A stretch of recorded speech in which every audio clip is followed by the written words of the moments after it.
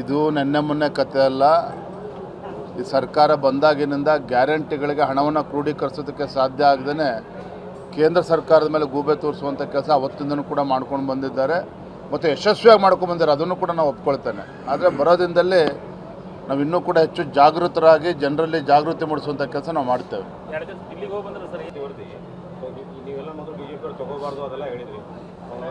ಹೋರಾಟ ಕೂಡ ಮಾಡಿದ್ರು.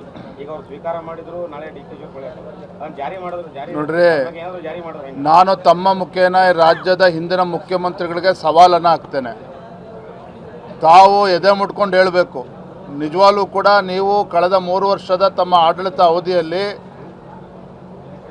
ಹಿಂದುಳಿದ ಸಮುದಾಯಗಳಿಗೆ ನ್ಯಾಯ ಕೊಡುವಂಥ ಕೆಲಸ ಮಾಡಿದ್ದೀರಾ. ಸುಪ್ರೀಂ ಕೋರ್ಟಿನ ಸ್ಪಷ್ಟ ನಿರ್ದೇಶನ ಇದ್ದರೂ ಸಹ ರಿಸರ್ವೇಷನ್ ವಿಚಾರದಲ್ಲಿ ಯಾವ ರೀತಿ ನಡ್ಕೊಂಡಿದ್ದಾರೆ ಅದನ್ನು ಕೂಡ ಜನರ ಮುಂದೆ ಬಿಚ್ಚಿಡಬೇಕು. ನಾನು ಕೇಳ್ತಾನೆ, ಹಾಗಾದರೆ ನಿಮ್ಮ ಕಾಂತರಾಜ್ ವರದಿ ಬಗ್ಗೆ ನಿಮಗೆ ವಿಶ್ವಾಸ ಇದ್ದಿದ್ದೇ ಆಗಿದ್ರೆ ರಾಹುಲ್ ಗಾಂಧಿ ಅವ್ರಿಗೆ ಕನ್ವಿನ್ಸ್ ಮಾಡಬೇಕಾಗಿತ್ತು. ರಾಹುಲ್ ಗಾಂಧಿಗೆ ಒಪ್ಪಿಸ್ತಕ್ಕಂಥ ಕರ್ತವ್ಯ ಯಾರ್ದಿತ್ತು? ನಿಮ್ಮದೇ ಇತ್ತು, ಮುಖ್ಯಮಂತ್ರಿಗಳದ್ದೇ ಇತ್ತು. ಅದು ಯಾವುದನ್ನು ಮಾಡ್ದೇನೆ ಆ ವರದಿಯನ್ನು ಕಸದ ಬುಟ್ಟಿಗೆ ಹಾಕಿ ಈಗ 1 ವರ್ಷದಲ್ಲಿ ಆಗ್ತಕ್ಕಂಥ ಸರ್ವೆನ ಈಗ 1 ತಿಂಗಳಲ್ಲಿ ಮುಗಿಸ್ಕೊಂಡಂಗೆ ಮಾಡಿಕೊಂಡು ಈಗ ವರದಿ ಸ್ವೀಕಾರ ಮಾಡಿರುವಂಥದ್ದು ಇದು ವೈಜ್ಞಾನಿಕವಾಗಿದೆಯಾ ಅವೈಜ್ಞಾನಿಕವಾಗಿದೆಯಾ ಎಲ್ಲವೂ ಕೂಡ ಮುಂದಿನ ದಿನದಲ್ಲಿ ಚರ್ಚೆಗಳು ಆಗ್ತದೆ. ಮೊದಲು ಕಾಂಗ್ರೆಸ್ ಈ ಸರ್ಕಾರದ ಸಚಿವರು ಮುಖ್ಯಮಂತ್ರಿಗಳು ಏನು ಹೇಳ್ತಾರೆ ನೋಡ್ತೇವೆ, ಆಮೇಲೆ ಯಾವ ರೀತಿ ಅದಕ್ಕೆ ನಾವು ಪ್ರತಿಕ್ರಿಯೆ ನೀಡಬೇಕು ನಾವು ನೀಡ್ತೇವೆ.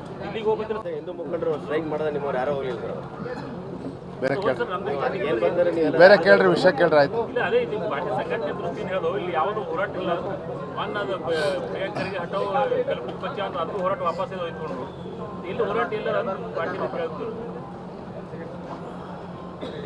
ರಾಜ್ಯದಲ್ಲಿ ಮುಖ್ಯಮಂತ್ರಿಗಳು ರಾಜೀನಾಮೆ ಕೊಟ್ಟು ಡಿ.ಕೆ. ಶಿವಕುಮಾರ್ ಅವರು ರಾಜ್ಯದ ನೂತನ ಮುಖ್ಯಮಂತ್ರಿಗಳಾಗಿ ನಾಳೆ ದಿನ 3ನೇ ತಾರೀಕು ಪ್ರಮಾಣ ವಚನವನ್ನು ತೆಗೆದುಕೊಳ್ತಾ ಇದ್ದಾರೆ. ಆದರೆ ಹೊಸ ಮುಖ್ಯಮಂತ್ರಿಗಳು ಬರೋದರಿಂದ ರಾಜ್ಯದಲ್ಲಿ ಇನ್ನೇನಾದರೂ ಅಭಿವೃದ್ಧಿಗಳಾಗ್ತದೆ, ರಾಜ್ಯದಲ್ಲಿ ಏನಾದರೂ ಸಕಾರಾತ್ಮಕವಾಗಿ ಬದಲಾವಣೆಗಳನ್ನು ನೋಡೋದಕ್ಕೆ ಸಾಧ್ಯ ಇದೆ. ಇದು ಯಾವ ನಿರೀಕ್ಷೆಗಳು ಕೂಡ ರಾಜ್ಯದ ಜನರಲ್ಲಿ ಇಲ್ಲ. ಕಾರಣ ಏನಪ್ಪ ಅಂತ ಹೇಳಿದ್ರೆ, ಕಳೆದ ವಿಧಾನಸಭಾ ಚುನಾವಣೆಯಲ್ಲಿ ನಾಡಿನ ಜನರ ವಿಶ್ವಾಸವನ್ನು ಗೆದ್ದು ಸಾಕಷ್ಟು ಭರವಸೆಗಳನ್ನು ನೀಡಿ ಬಂದಂಥ ಕಾಂಗ್ರೆಸ್ ಸರ್ಕಾರ ಎಲ್ಲ ರಂಗಗಳಲ್ಲೂ ಕೂಡ ವಿಫಲವಾಗಿರುವಂಥದ್ದು. ಅಭಿವೃದ್ಧಿ ಶೂನ್ಯ, ಭ್ರಷ್ಟಾಚಾರ ಮತ್ತೊಂದು ಕಡೆ, ಒಂದು ಶಿಕ್ಷಣ ನೀತಿಯನ್ನು ಕೊಡೋದಕ್ಕೆ ಸಾಧ್ಯ ಆಗದೇ ಇರತಕ್ಕಂಥ ರಾಜ್ಯ ಸರ್ಕಾರ ಶಾಲಾ ಕಾಲೇಜಿಗೆ ಹೋಗ್ತಕ್ಕಂಥ ಮಕ್ಕಳಲ್ಲೂ ಕೂಡ ಜಾತಿಯ ವಿಷಬೀಜವನ್ನು ಬಿತ್ತುವಂಥ ಕೆಲಸ ಕಾಂಗ್ರೆಸ್ ಸರ್ಕಾರ ಮಾಡಿರುವಂಥದ್ದೇ ದೊಡ್ಡ ಸಾಧನೆ. ಅಹಿಂದ ಹೆಸರು ಹೇಳ್ಕೊಂಡು ರಾಜ್ಯದ ಅಧಿಕಾರದ ಚುಕ್ಕಾಣಿ ಹಿಡಿದಂಥ ಸಿದ್ದರಾಮಯ್ಯನವರು ಯಾವ ರೀತಿ ಅಲ್ಪಸಂಖ್ಯಾತರನ್ನ ಓಲೈಕೆ ಮಾಡಿ ಹಿಂದೂಗಳಿಗೆ ಮತ್ತು ಹಿಂದುಳಿದ ಸಮುದಾಯಗಳಿಗೆ ಯಾವ ರೀತಿ ಅನ್ಯಾಯ ಮಾಡಿದೆ ಅನ್ನೋದನ್ನು ಬರುವ ದಿನಗಳಲ್ಲಿ ಎಳೆಯಾಗಿ ಬಿಚ್ಚಿಡುವಂಥ ಕೆಲಸ ನಾವು ಮಾಡ್ತೇವೆ.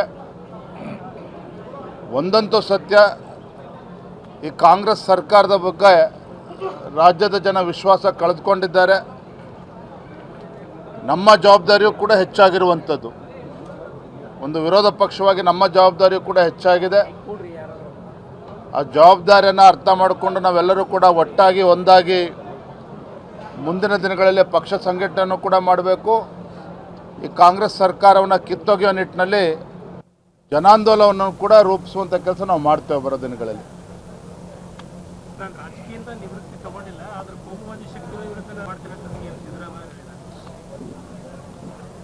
ಮಾಜಿ ಮುಖ್ಯಮಂತ್ರಿಗಳ ಹೇಳಿಕೆಯನ್ನು ನಾನು ಗಮನಿಸಿದ್ದೇನೆ.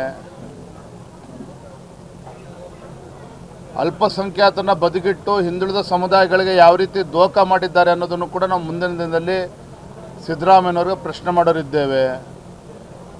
400-500 ಕೋಟಿ ರೂಪಾಯಿ ಖರ್ಚು ಮಾಡಿ ಕಾಂತರಾಜ್ ವರದಿಯನ್ನು ಕಸದ ಬುಟ್ಟಿಗೆ ಹಾಕಿರ್ತಕ್ಕಂಥ ಕೀರ್ತಿ ಸನ್ಮಾನ್ಯ ಸಿದ್ದರಾಮಯ್ಯನವ್ರಿಗೆ ಸಲ್ತದೆ.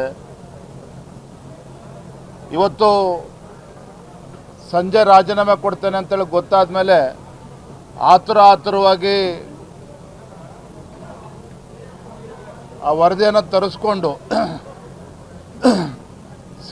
ಡಿ ಕೆ ಶಿವಕುಮಾರ್ ಬುಟ್ಟಿಗೆ ಹಾಕೋಗಿದ್ದಾರೆ. ಹಾಗಾಗಿ ಸಾಕಷ್ಟು ಪ್ರಶ್ನೆಗಳು ತೆಗೆದಿರುವಂಥದ್ದು. ಯಾವ ರೀತಿ ಸಿದ್ದರಾಮಯ್ಯನವರ ಒತ್ತಡಕ್ಕೆ ಮುಖ್ಯಮಂತ್ರಿಗಳು ಯಾವ ರೀತಿ ಅದನ್ನು ತೂಗಿಸ್ಕೊಂಡು ಹೋಗ್ತಾರೆ, ನನಗನ್ನಿಸ್ತದೆ 3 ವರ್ಷದ ರಾಜ್ಯ ಸರ್ಕಾರದ ವೈಫಲ್ಯ ಒಂದು ಕಡೆ ಆದರೆ, ಮುಂದಿನ 2 ವರ್ಷ ಡಿ ಕೆ ಶಿವಕುಮಾರ್ ಅವರು ರಾಜ್ಯದ ಮುಖ್ಯಮಂತ್ರಿಗಳಾಗಿ ಸಿದ್ದರಾಮಯ್ಯನವರು ಮತ್ತು ಅವರ ಬೆಂಬಲಿಗರನ್ನು ಸರಿದೂಗಿಸ್ಕೊಂಡು ಹೋಗೋದ್ರಲ್ಲೇ 2 ವರ್ಷ ಕಳೆದೋಗ್ತದೆ ಕಾಂಗ್ರೆಸ್ ಸರ್ಕಾರದ್ದು. ಎಸ್ ಸರ್, ಒಳ್ಳೆ ಸುದ್ದಿ ತರಬೇಕು, ಅದಕ್ಕೆ ಹೋಗಿದ್ದೆ, ಬರುತ್ತೆ ಸದ್ಯದಲ್ಲಿ.